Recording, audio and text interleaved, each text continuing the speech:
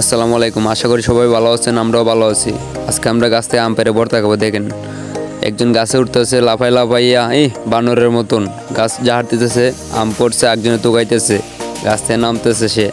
আমার পর মাজন থেকে কি একটা দৌড় যে লইল, অবশেষে আম আমরা হাতে পাইলাম।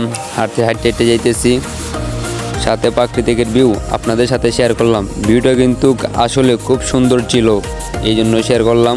ওই যে দেখেন, ওরা আম দইয়া সুন্দর করে চুলাইতেছে আম, আসলে কিন্তু যত্ন সহকারে চুলাইতেছে। সবাই বলুন কি আমি কই, আমিও আছি, আমিও বাদ না। আমি এই যে আম ফলতেছি মিশিং দিয়া, আম দিয়া লাগায় গসা সব আম মিশিং দিয়া ফলতেছি। এখন শুকনো মরিচ আগুন দিয়ে পুরা হবে আমের ভর্তা দেওয়ার জন্য।